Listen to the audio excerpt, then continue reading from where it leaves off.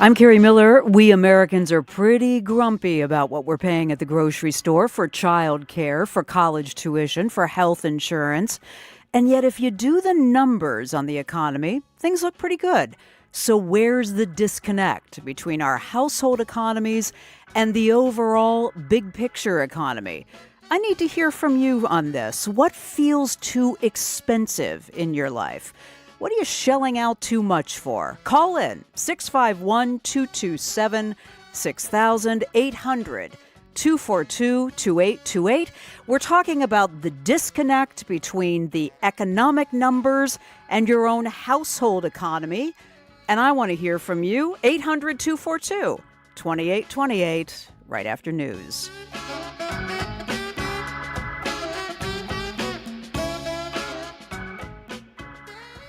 Live from NPR News in Washington, I'm Ryland Barton. President Trump told Republican lawmakers today that the war in the Middle East won't last much longer. We took a little excursion because we felt we had to do that to get rid of some evil. And I think you'll see it's going to be a short-term excursion. His comments come after oil and gas prices fluctuated wildly in recent days, sending financial markets reeling because of the conflict.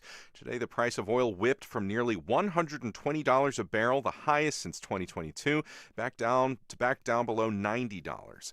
Meanwhile, Iran is signaling that it's prepared for a long war with the U.S. and its allies as the conflict stretches into a 10th day. Kamal Karazi, a foreign policy advisor to the office of Iran's supreme leader, told CNN that the country is ruling out diplomacy for now. I don't see any room for diplomacy anymore because Donald Trump has been deceiving others and not keeping with his promises. And we experienced it in 2 times of negotiations, that while we were engaged in negotiation, they struck us. Karazi says Gulf Arab countries and other U.S. allies need to pressure the U.S. into ending the war. President Trump had a phone call with Russian leader Vladimir Putin to discuss the war in Iran, among other issues. The exchange was the 2 leaders' first known conversation this year, as NPR's Charles Maynes reports from Moscow. According to Kremlin aide Yuri Ushakov, the phone call was initiated by Trump, who spoke with Putin for roughly an hour. Ushakov said the 2 leaders discussed the U.S.-Israeli attacks on Russia's ally Iran, with Putin offering ideas for a diplomatic settlement based on recent discussions with Gulf state monarchies. The Kremlin has condemned U.S.-Israeli actions as a violation of international law, but suggested it could leverage its ties with Tehran to negotiate an end to the fighting. Ushakov said Trump mentioned his desire to see an end to Russia's war in Ukraine, prompting the Kremlin leader to again demand concessions from Kyiv. Charles Maynes, NPR News, Moscow. Artificial intelligence firm Anthropic is suing the Trump administration for designating the company as a supply chain risk. As NPR's Bobby Allen reports, Anthropic says the government is illegally retaliating against the company. Anthropic filed 2 lawsuits alleging that Trump officials broke the law by placing the company on a contractor blacklist. The company says it came after Anthropic said its powerful AI programs could not be used in lethal autonomous weapons, nor to spy on American citizens. After that, the Pentagon labeled Anthropic a supply chain risk, a label typically used against foreign adversaries like China. The suits say Trump officials violated the company's free speech and exceeded the law's authority on supply chain rules. The Pentagon would not comment on the suit. President Trump has said he will order all federal agencies to stop using Anthropic's AI tool, Claude. Bobby Allen, NPR News. U.S. stocks closed higher today after initially swinging downward. The Dow rose 0.5%. This is NPR News. Support for NPR comes from NPR stations. Other contributors include Luminescence Foundation. Luminescence Foundation is dedicated to shedding light on neurological research focused on Alzheimer's and Parkinson's diseases and supporting land conservation initiatives. This is NPR. For NPR News in the Twin Cities, I'm Kelly Blyer. Minnesota lawmakers took up a bill to prohibit artificial intelligence companies from making chatbot services available to minors today.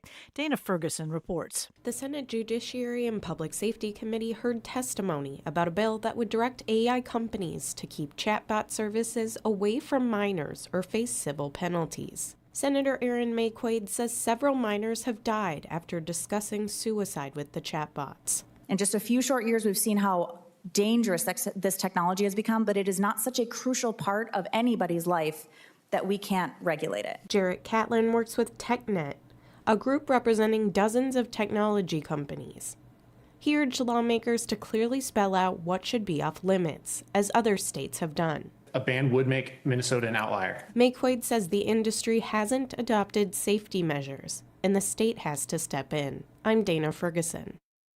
After another mild March day across most of the state today, a series of weather systems will bring chances for snow through the rest of the week. NPR meteorologist Sven Sundgaard says cooler air is moving into the northwest ahead of the first snow chance. Overnight, we can expect about an inch of snow from Fergus Falls, Brainerd to Duluth, and then round two will develop tomorrow night, and that'll be another little bit of snow for northern Minnesota, probably 1 to 4 inches. Central Minnesota, those same areas, Fergus Falls, Brainerd to Duluth, parts of the North Shore, and then further south, Twin Cities, another coating to maybe an inch or two of snow.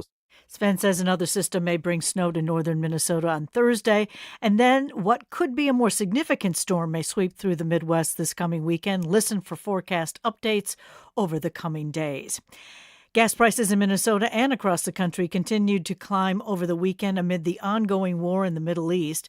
AAA is reporting the average price of a gallon of gas in Minnesota today is about $3.25 a gallon. That is up about 7 cents from Friday and up more than 40 cents from a week ago. The national average today is about $3.48 a gallon, an increase of almost 50 cents in the past week. This is NPR News. This hour on NPR News is supported by Alight and Northwest Minnesota Foundation, organizations committed to the people and communities of Minnesota. Their support helps make space for respectful conversation, shared understanding, and connection at a moment when many are seeking clarity and perspective. Now, let's begin. I'm Kerri Miller. This is NPR News. It's good to have you listening for this special evening call-in show. This hour, if you do the numbers on the economy, things look pretty good. Most people who want them have jobs, although the most recent jobs report showed that the U.S. lost jobs in February. But interest rates have come down a bit. Housing prices in many cities aren't as high as they were a year ago. Even some paychecks have gotten a bump that is outpacing inflation. Okay, here's the question. So why doesn't this economy feel like it's working for many of us? That every time we get just a little bit ahead, some kind of monkey wrench messes the whole thing up. That's what I'd like you to reflect on as our guests join us. In your household, what is it that feels most unaffordable? Is it childcare? Is it health care? Is it trying to save for college? If you're in your 30s and 40s, do you feel like you're just treading water or losing ground? If you're in your 50s, 60s, and beyond, tell me about the kinds of changes that you've made to try to figure this out. So I want to hear all experiences across the board. What is it that feels especially unaffordable? You're raising kids, you're paying for childcare, you're trying to save for a house, you're trying to save for college. Talk to me about your own household economy.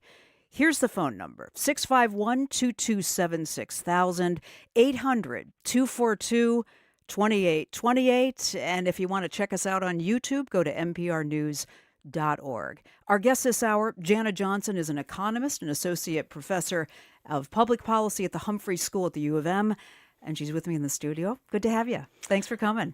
Thanks for having me, Kerri. Stacey Vanek Smith is with us. She's a columnist for Bloomberg Business Week. I'll bet you recognize her name from her years as the host of NPR's Planet Money. She's the author of Machiavelli for Women. I've read it. Stacey, welcome. It's really good to have you on the show. Thank you. It's great to be here. It's quite a fascinating topic. I think so, too. You know, I've wanted to talk about housing, so I'm going to go to a call right away, and that'll get us into this conversation to Tom in Brooklyn Park. Hey, Tom, thanks so much for waiting.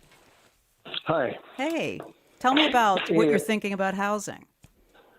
Well, I'm older, but I remember I had my first house built in '87. It was about $80,000, and I made about $30,000 a year, so it was a little over 2.5 times my annual wage.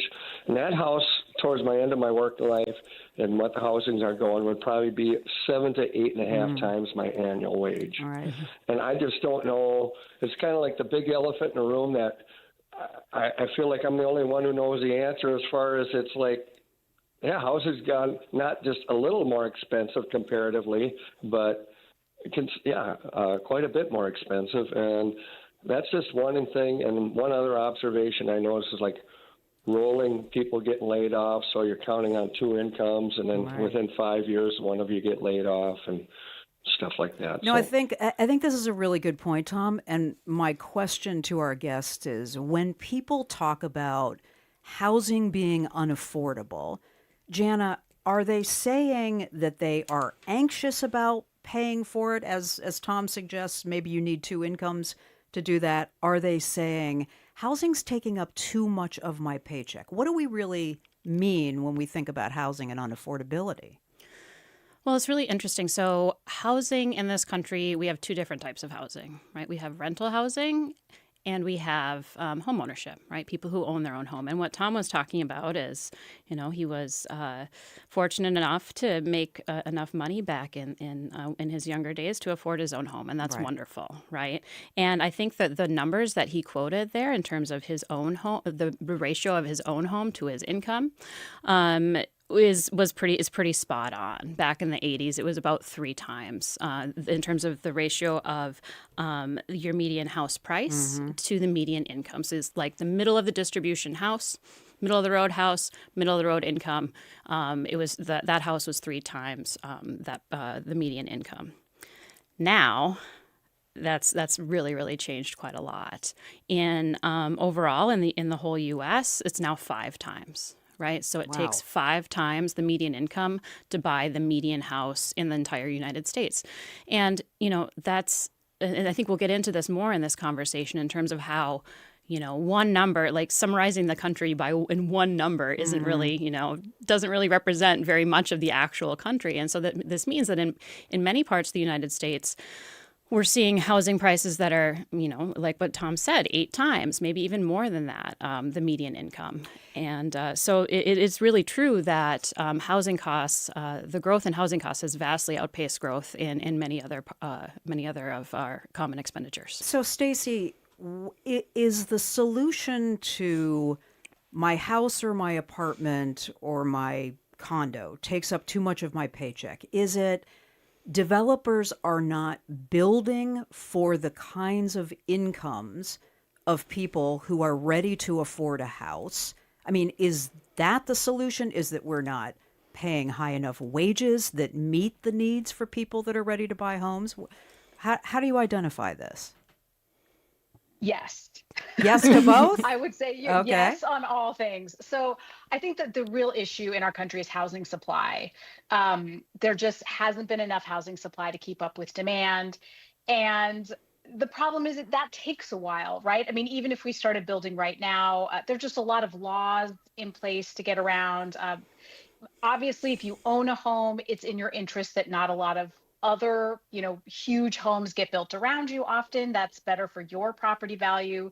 So we just have a situation across the country where the interests of the people who own homes is quite opposed to the interest of people who want to buy a home.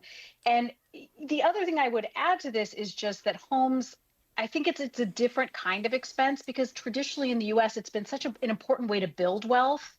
I think people really, that was the way to get wealthier in the US, right? You bought a home, it would appreciate in value, and you would sell that home. And this idea of 5 times your income, I think a lot of people are getting locked out of that now. And I think the implications of that are really, really serious. So when you say yes and yes, when I ask about the solution to it's taking too much of my paycheck to pay for my house, the government doesn't have a very good track record of building for lower income. What is the answer to that? I mean, are we kind of stuck in this cycle where we're going to hear from younger Americans in their 20s, 30s, and 40s who say that's just getting unattainable? Stacey, go ahead. Yeah, I mean, I think the average age of a homeowner is now 40, of a first-time home buyer is now 40, which is significantly higher than it used to be. And yeah, and I think that you're absolutely right. I mean, we do probably need more low-income housing or lower income housing, but that can take some time, and that can be a slow process. Government regulation obviously can be a slow process, but I also think wages are lagging behind a lot of expenses. For a while during the pandemic, they caught up and were, growing faster. There were real wage gains, but that has changed for many, many people in the country. So I think there's also you correctly point out, a problem with how much we're earning. At the same time, there's a problem with supply and the price of housing. Let me grab a call here from Kathy in St. Paul. Hey, Kathy, thanks so much for calling. Good to have you on the line. Thank you. What are you thinking about? Well, I'm on a fixed income, 75 years old, and my real estate taxes are skyrocketing. I'm paying $600 a month in just that. Now my utilities are around $300 a month, and I've been trying to live on $1,700 a month plus some from my 401k, and I don't like to dip into that because obviously I have to make it last. So I'm just finding it very difficult. I did break down and took part of my pension, and I'm attempting to do that. And even adding that on a monthly basis is not making my ends meet. You know what's interesting about this, Kathy? It sounds like when you were preparing for eventual retirement, you had some specific numbers in mind, and they did not include kind of what the cost of living is today. You mentioned real estate taxes. You mentioned even groceries are more expensive. Is that your experience? Well, I didn't. I'm not real financially savvy, so I didn't really prepare much as far as the numbers go. I just looked at the amount and thought, yeah, that should make it. And now here you are. Okay. I'm glad you heard the show. I'm glad you called. Gianna, what do you hear in Kathy's experience there? I hear something that is very common in terms of, I think Kathy is not alone in that, especially since, we have Social Security. We have, it sounds like Kathy was lucky enough to have a pension and a 401k. So you sort of kind of, I mean, especially when you're a younger worker, you're like, oh, I'll just put away what, maybe that you go up to the max that your employer will match for you, or just whatever is seems good, but in terms of that the world as taking what the 70-year-old has to spend when you're 40, right? That doesn't necessarily mean that's what you're going to have to spend. Even just applying the classic 2.5% inflation per year. I was going to say, and I don't know how you anticipate the kind of inflation that we've seen. Let's linger on that for a moment. Yeah, that's a great. How do you plan for that? Well,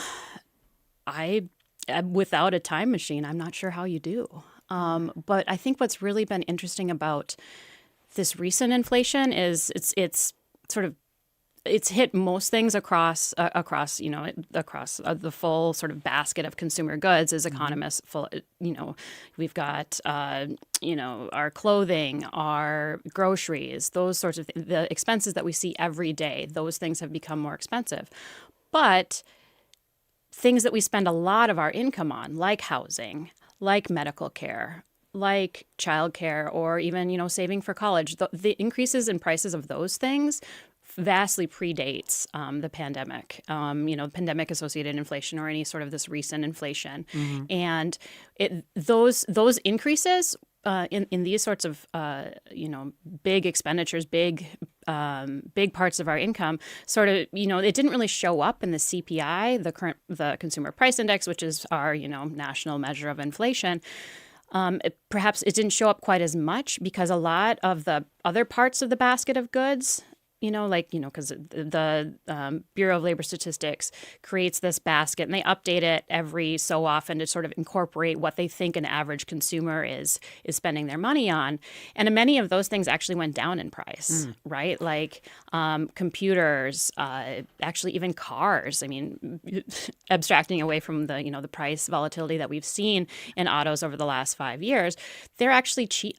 They've gotten cheaper, or they haven't increased. They've increased at a similar amount to wages. And yet, so that means that they're kind of like counterbalancing each other in the CPI. Right.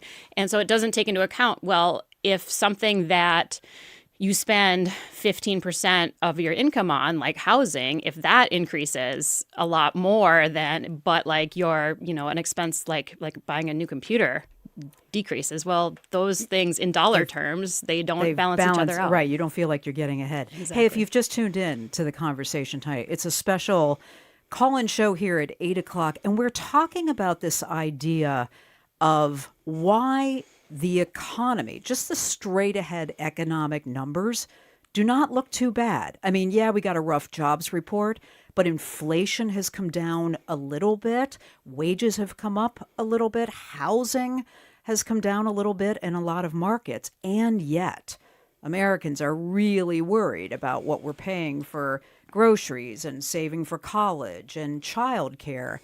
And that's what we're talking about tonight. And your experience with this is really important. In your household, what is it that feels most unaffordable? Is it childcare? Is it health care? Maybe you had an unexpected medical event. Is it trying to save for your kids' college? If you're in your 30s and 40s, does that house feel utterly unattainable? If you're 50s, 60s, and beyond, how are you managing kind of the volatility that is happening with prices? Here's the phone number, 651-227-6000, 800-242-2828. Stacey, I didn't want to miss talking to you a bit about inflation because I know you've been writing about that for Bloomberg. Tell me how this feels to the average American family, even though the numbers don't look as startling as I think it feels when we go to the grocery store or we're trying to pay for childcare. Where's the disconnect there? Yeah, I mean, I think that's such a good question, and I think Jana makes some really interesting points, and this is sort of at the heart of what people have called the vibe session, right? Where people are like, "Well, the data looks okay, but things really don't feel good."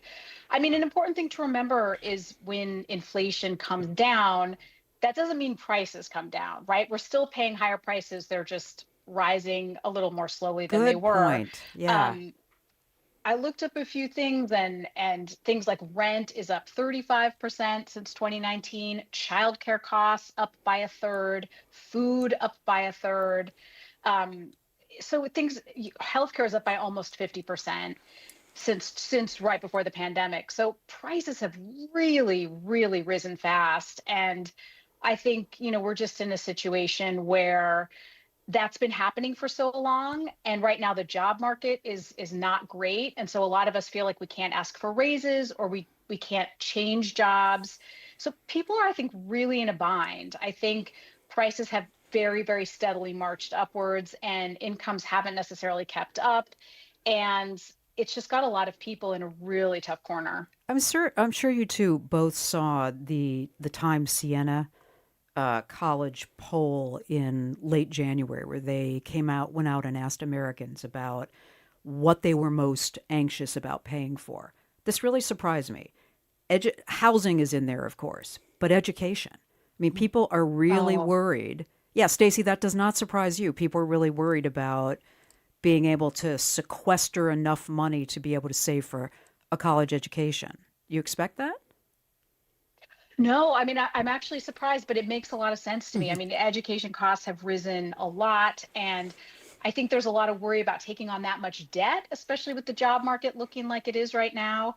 I know, Jana, I think you teach from what I understand, so you must hear this from your students all the time. I think young people are really, really worried about the job market they're going into. They don't necessarily feel great about taking out big loans right now. I think that's exactly right, Stacey. So I am not surprised that education is the thing that people are most worried about saving for, because when you're thinking about saving for education, if you're a parent thinking about saving for the education for your kid later on in life, but you're trying to do that at the same time you're paying for your mortgage or putting food on the table or, paying for your kids' summer camp or their childcare for that matter. Well, saving for your children's, putting money in your college savings fund, that's probably one of the first things to go, when you realize, I'm not going to be able to afford this exactly in 10 years. Right? Yeah, that's right. The way that we humans think. Right. So And this was also surprising to me, Stacey, in terms of I looked up rising education costs over, in terms of higher education over the last 10 years. They've actually been stable.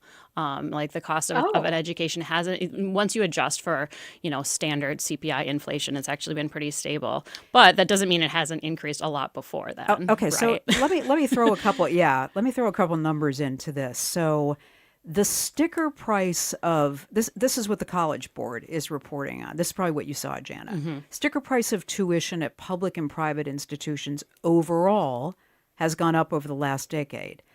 But the actual price that many students are paying after financial aid and discounts at a public institution, like the one you teach at, Jana, has dropped from a high point in 2012. It should feel more affordable, Jana, but why doesn't it? I think because everything else is more expensive. Yeah. Right. The fact that, part of going to college usually or getting an education is living outside of your parents' home for the first time. And so, again, I don't know if that number you quoted includes room and board, right? But that, there's a lot of college students live off campus, right? And rents have gone up, as much, if not more, than housing prices in many places. In terms of what you pay to rent versus what you pay to buy, if you're going to pay in a mortgage payment. So it's not that. So even though the sticker price or the tuition that a college or university will quote you maybe hasn't changed in real terms, everything else that you have to pay for in order to get that education Everything that has goes increased. around that. Let me grab a call here from Jacob in Minneapolis. Hey, Jacob, thanks so much for waiting. Good to have you on the line. Hi there. Hi. Thanks. Yeah. Go ahead. So I'm a 24-year-old. I just purchased my first condo here in Minneapolis. Congratulations. And it was actually thank you. It was for about 3 times my annual income. It's a very modest studio condo here in downtown. And I have found a way to manage my income to, afford a home, and I'm really happy for that. But I think to the future now that I've achieved this thing, which is kind of like the American dream, how do I save for my retirement? Because pensions aren't a thing anymore, and I have my 401k, but that's it. And looking to the fact that someday I'll be 75 or 60 with only my 401k to count on, that's really scary to think about, because just with housing costs alone taking up so much of my income, being able to make those extra additions for a safe retirement is what feels impossible. So, Jacob, do you mind if I ask you how much your mortgage payments are of your income, what the percentage is? Yeah, absolutely. I want to say, it's high. I want to say it's close to 45%, 40 to 45%. Yeah. So now I know why you're asking about saving for retirement. This is a challenge. Stacey, do you hear, 24 years old, already building equity in a house? It's fairly unusual, isn't it, given the economics around home ownership these days? Yes, this is very impressive. First of all, that you own a home and that you're thinking about retirement. I was not doing any of those things when I was 24. I think it's wonderful. But I think it's really telling too. I generally buying a home is a really reliable way to build wealth. Home prices have been rising like almost 10% a year. So it's a generally almost always a good investment. It's just like a good place to put your money. It sounds like the payments are tight, and I think that always involves trade-offs. Every investment you make is always a risk. There's always some risk involved. This seems like a really good one. And the fact you're even thinking about retirement now, I think, is really important. At Bloomberg, at Business Week, we're coming out with a retirement package. So I've been doing a lot of looking into retirement. Good. And yeah, I think the 401k issue is really big. It's so much responsibility to be managing your own retirement, especially since you don't know how long you're going to live or what that's going to look like. A lot of people don't necessarily own homes, so you're already very far ahead of the game. But yeah, I think I remember reading that 20%, the AARP did this big study, and over 20% of Americans over 50 had no retirement at all. So I think a lot of people are feeling squeezed in this way. And the fact you're 24 just means you have a lot of runway, a lot of possibilities. And I feel like you're really, really in great shape. But a lot of people who have a lot of decades on you maybe are not in as great a shape and asking the very same questions. Our guest this hour is Stacey Vanek Smith. She's a columnist for Bloomberg Business Week. You heard her talking about they are working on a big package, a big edition, I think, about retirement. She spent many years as the host for NPR's Planet Money. And Jana Johnson is with us. She's an economist, a demographer, an associate professor at the Humphrey School at the University of Minnesota, and here with me in the studio. Hey, one more question here about home ownership. And this is going to sound a little counterintuitive, Janet, but home ownership, I think, across the United States is at an average of about 65%. Is that too low, or does that matter when you assess, the economic health of the country? I mean, here's Jacob kind of bringing the average up at 24 years old. A lot of people on the other end cannot afford to have homes. Are we right at about 65%, or should we be trying to aspire to something like 75, 80% home ownership? Does it matter? You're getting a little out of my depth here, which is totally fine. I'm not a housing economist, but I think Stacey kind of alluded to a really good point in her previous answer in terms of buying a home has always been the sort of the classic standard way to build your wealth. In terms of it's been a reliably increasing source of wealth for decades. So aspiring to high home ownership levels is. So that's just sort of what's become ingrained in what as the previous caller referred to, sort of this American dream, right? The dream is home ownership. And I mean, I'm not going to call that into question, but it's just because it's becoming so unattainable for so many people. And really, when you're thinking about what you need to do to buy a home these days, is not only showing that you can afford the mortgage payment, it's that you have the down payment. Right. I mean, there's programs that allow you to get away with less than a 20% down payment, but still, it's thousands of dollars. And so you're going to have to be able to save for that on top of probably paying rent, right, which has gone up just as much as housing prices, as well as paying for other things, all from incomes, which I think we should probably return to talking about this. Stacey brought it up earlier in terms of our real incomes, in terms of adjusted for inflation, have really not kept pace with increases in prices. So even though wages look like they're ticking up, and Stacey, feel free to jump in here. Yeah, please. They are not keeping pace with inflation. So you do not feel like you are realizing actual increases in what you're making, what you're earning. Is that right, Stacey? Yeah, I mean, and I think Jenna made a really good point, and a really important one, talking about this balance, right? The consumer price index. So even if inflation overall is going down, if you are buying groceries every week, that doesn't necessarily mean those groceries are getting cheaper. So it really depends on what you are buying. You may not see all the benefits of inflation coming down. And right now we're seeing gas prices rising a lot. Right. And so that has been a real benefit for the overall inflation number, because gas has been getting so much cheaper.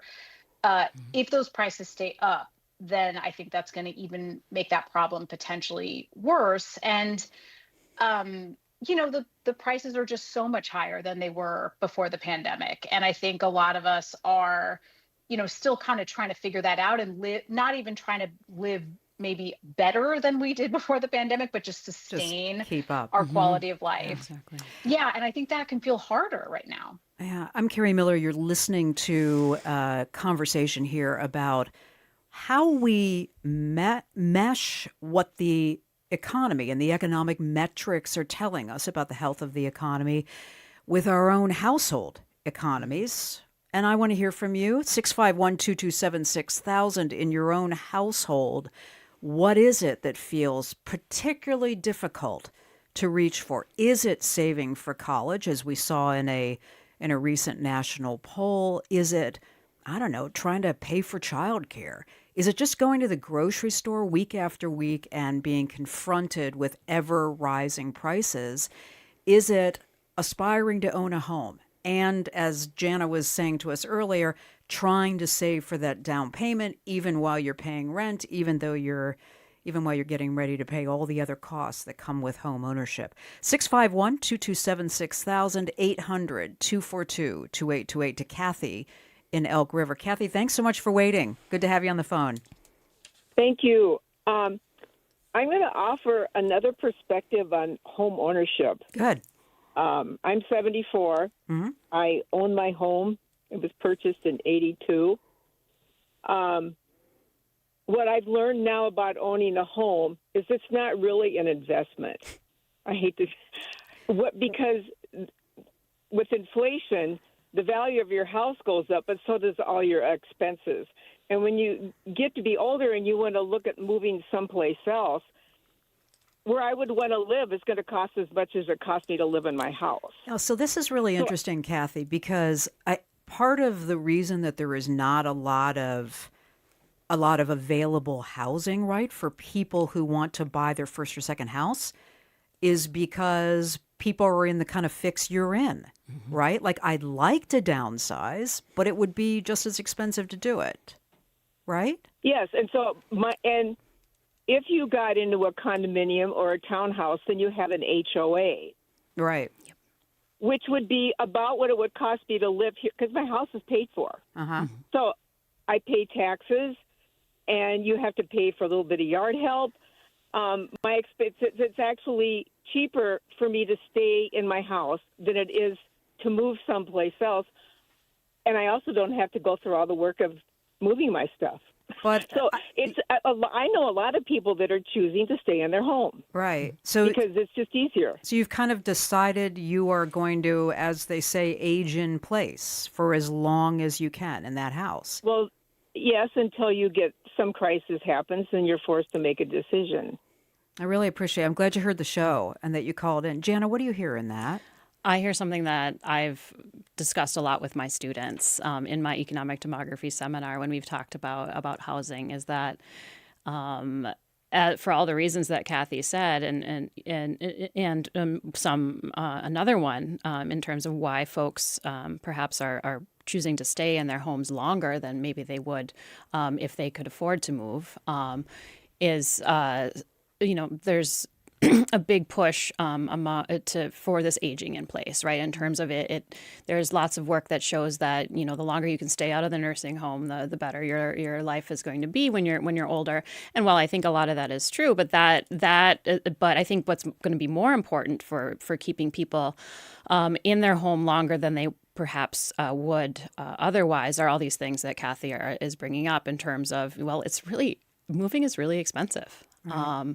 And, a place that people who own a home that's completely paid off, they're looking at what their other options would be and realizing, oh, well, given the fact that housing prices have increased so much, I would be paying just as much, or if not more to buy a smaller home than what I own now. Stacey, it is the case, though, isn't it? And you live on the East Coast. We're here in the Midwest. I think we're seeing a lack of inventory. This is why prices have been inaccessible for a lot of people, right? For those starter homes or the second house, in some part because people are not putting their homes on the market because they've got a situation like Kathy has. Yeah? That's exactly right.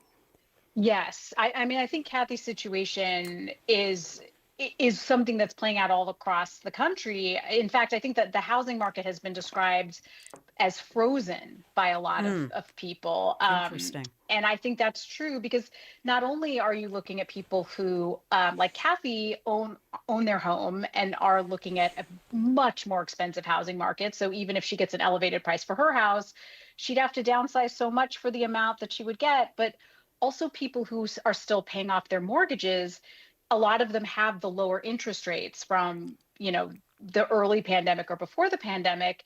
And the idea of taking out a new loan, you could just afford so much less house. So I think a lot of people feel really stuck for this reason, even if they want to move for any kinds of reasons. I think they feel stuck in their house because of the housing market right now and because of interest rates and just how much prices have risen. Yeah. Charlotte called from Mankato to say if you never earn enough money, it doesn't matter if any particular things are unaffordable because everything is unaffordable. She couldn't buy a house until she turned 65. To Frank in Minneapolis. Hey, Frank, thanks so much for waiting. Hi there. So, quick comment. What government regulation in the last 2 decades has become extremely burdensome, and it's increased housing prices. It makes new developments much more difficult. City governments, there's a social engineering factor that you guys might not want to hear, but it's a giant factor. They want everybody to, I'm going to really make a provocative generalized statement, but they want everybody to ride a train and live in an apartment. And that really has been what's been going on for a long time in city government, especially entering suburbs and larger metro areas all over the country. People in development know this. Regular people on the street generally don't know what I'm talking about because they don't live in that world. Although, Frank, let me ask you about this, though. Minneapolis has taken some steps to try to loosen up the zoning for construction of single-family homes. So it isn't all a focus on just building apartments, yes? No, but you're dealing with a different market in Minneapolis. Probably the larger problem all over the country is suburbs. Suburban governments are very onerous, very difficult to work with, and if you're in the development world, they're just very difficult. And they've made this process much more difficult and made housing much more expensive because there is a social engineering factor to it. I got to walk into a building. I was on hold, but I wish you luck. Bye. Okay. Okay.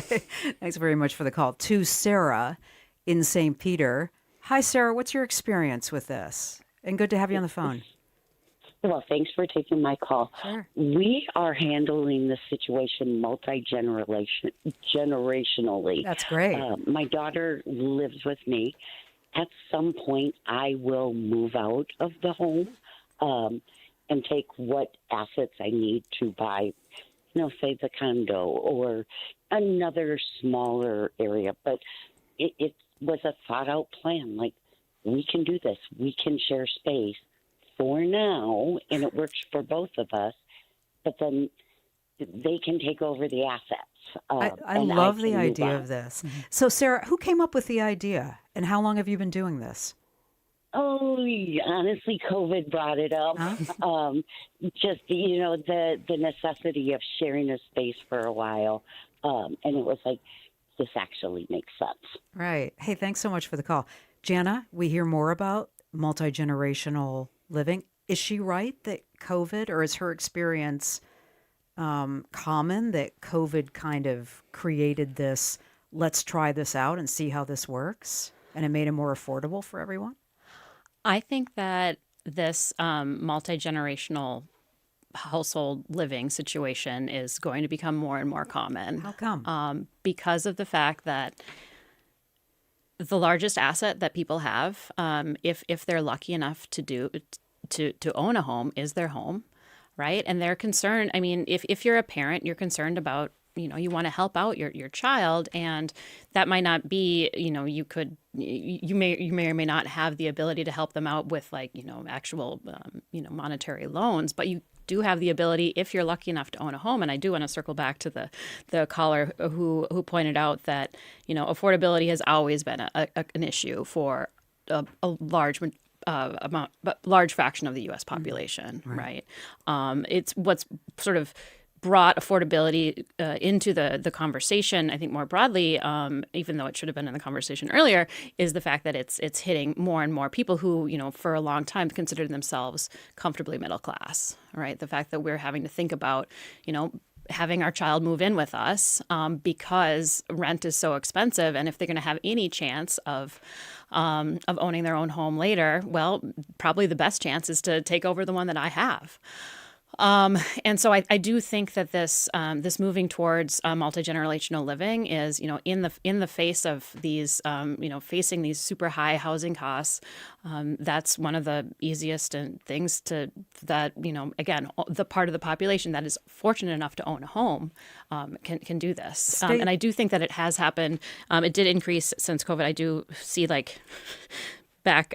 So thinking about the fraction of 25 to 34-year-olds in the U.S. living with their parents, it hovered about 10% through the 80s until the 2000s. In 2020, it did get up to 20%.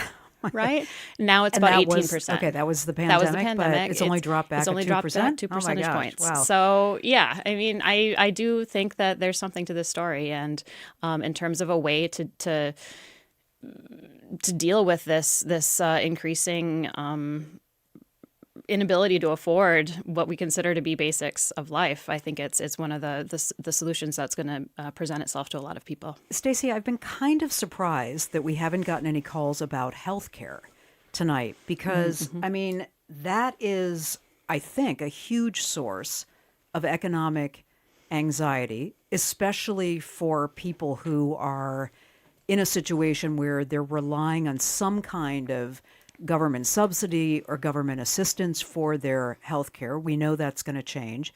But even throughout the income arc, worrying about, some huge medical event could take out all my savings. And there just never seems to be a real effort to address this kind of anxiety.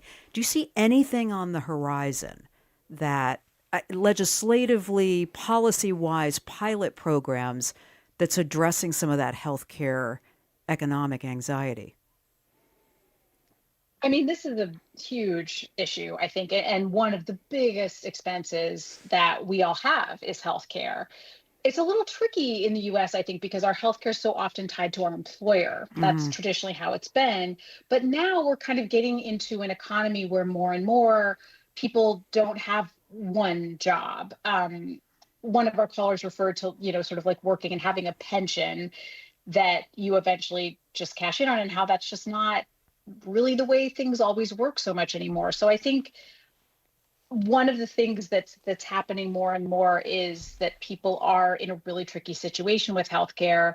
And, there is a marketplace where individuals can buy healthcare, but it's often quite expensive. I mean, I am a journalist, so I know a lot of people who have, are freelancing, have multiple jobs, aren't getting their healthcare through an employer. And I can tell you, it's, even if you have, no pre-existing conditions, even if you're getting the really, the best possible premium, it's pretty expensive. It's, $800 a month. It's a lot, it's a lot. And to say nothing of if someone has a health event that prevents them from working, or even that slows them down. I mean, those costs can add up so fast. And it's obviously one of the top reasons that people declare bankruptcy is a health event. So I think that is just a huge issue that our economy, we really have to deal with it. It's one of the biggest expenses for our government, for our country, as well as for all of us. And it does feel like it's kind of beyond your control. So Jan, some numbers here. If you look at healthcare prices, it appears that they leveled off. That seems to be a reflection of the fact that more families are picking up they're paying more for healthcare. So what you may be paying for your premium might have leveled off, but part of this is because now you are going to pay more for the healthcare that you get above and beyond the premium. Do you have any numbers on that or any kind of insight on that? I don't have I don't have any additional numbers to what you brought up there. Except for the fact that it's I do think that that's probably not untrue in terms of your premium. If you just look at premium prices, maybe they haven't changed that much, but again, maybe if your premium price hasn't changed, but your coverage has changed in terms of it's covering a lot less. Right. Well, that means that actually what you're paying for healthcare, especially if you experience what we economists like to call a shock, right? Like you end up getting really sick, or a loved one, you or a loved one get really sick, or you have an accident or something like that. What you would actually end up paying for that health care isn't really reflected in the premium, right? You end up paying for it out of pocket. Right. I would not be surprised if that is true. But again, this is a little out of my depth in terms of talking about healthcare costs. But that's what I suspect because, yeah, I'll stop there. Here's Barbara on Facebook who says some of the problem with affordability, especially in apartments, is back in the 60s, 70s, even the 80s. You could build an apartment building that by today's standards didn't meet code. You could have these apartment buildings running for years and years. They were cheap. People lived in them because they could afford them.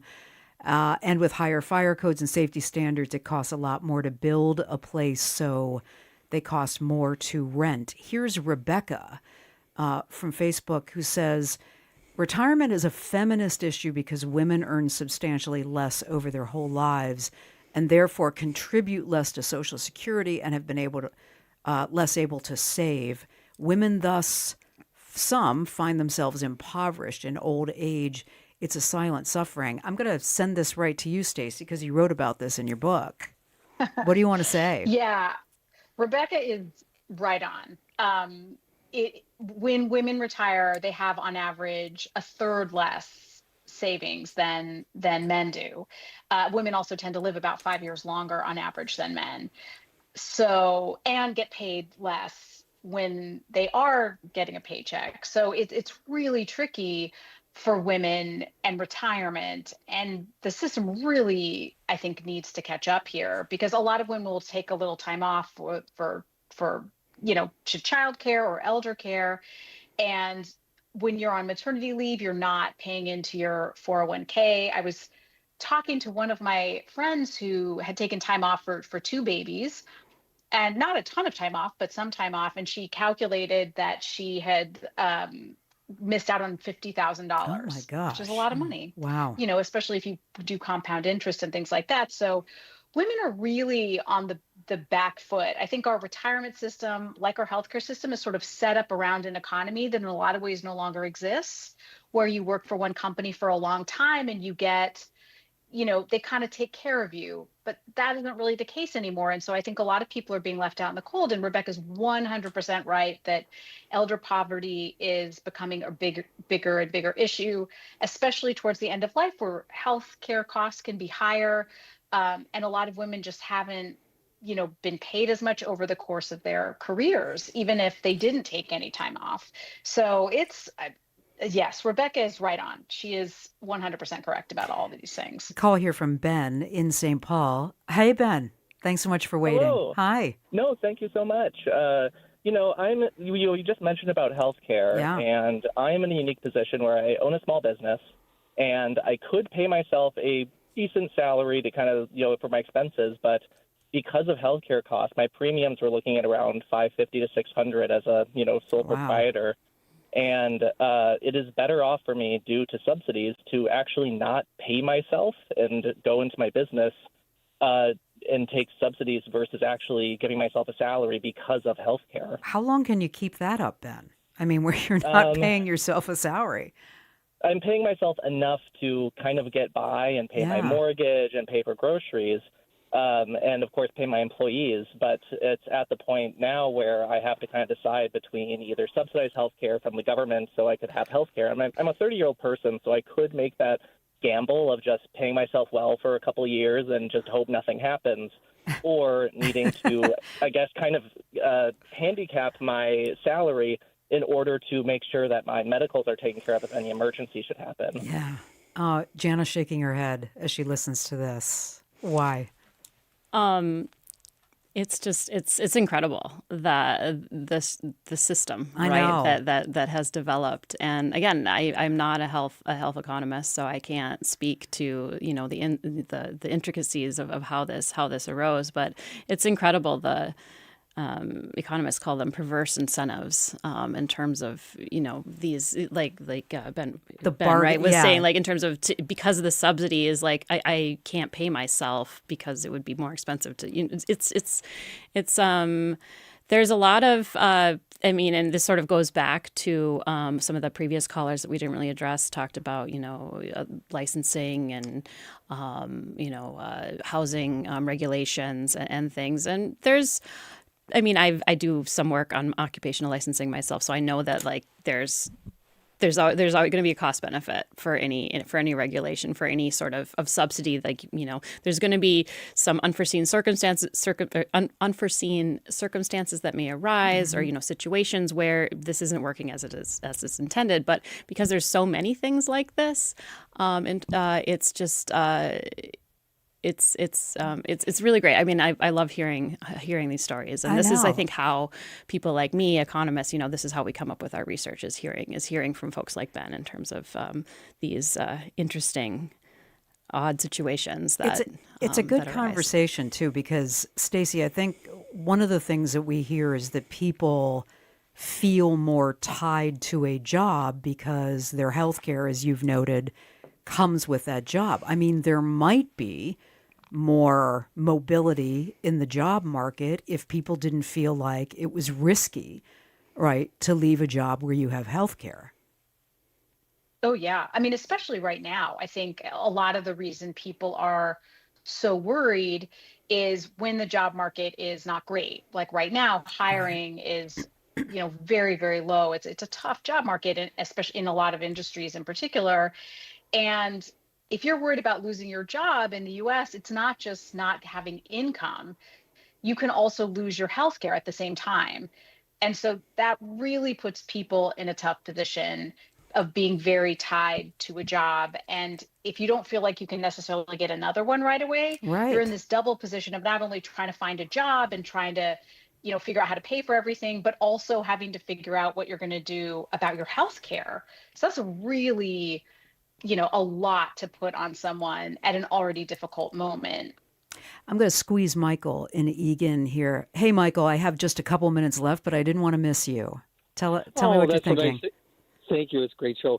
I just want to add to it. When you talk about these inflationary figures, they'll say 3% inflation.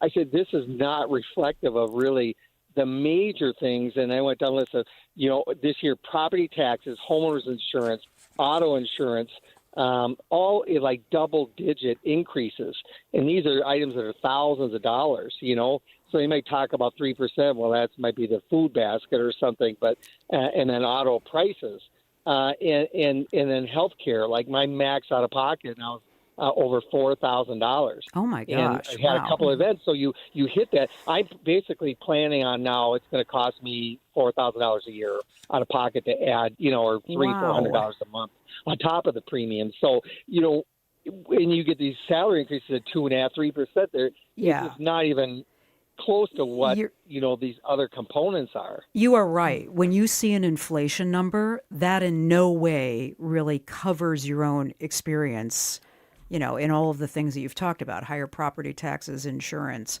health insurance. Hey, I appreciate all the calls tonight. This was really great. It was great to hear your own household economy. Jana, thank you so much. Good to have you in the studio. This is great. Thank you. Jana Johnson, economist and associate professor at the Humphrey School of Public Policy, with me in the studio. Stacey, you are a pro, and it is great to have you sweep in. I know it's late on the East Coast, so thank you very much. It's good to have you here. Thank you, Kerri. I've had a wonderful time. What wonderful calls. Really good to have you here. Hey, coming up tomorrow night, I'm sitting in again while ICE agents are still undertaking operations in Minnesota, Wisconsin, and in other parts of the Midwest.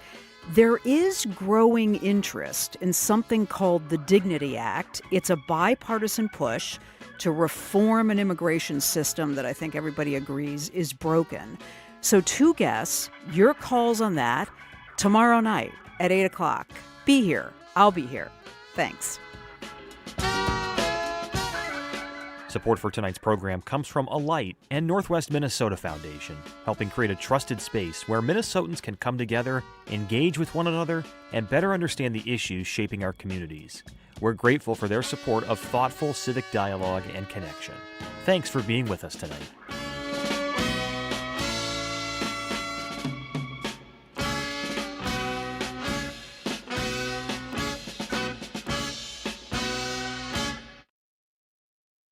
Get the latest on Minnesota's top stories with the Minnesota Today podcast.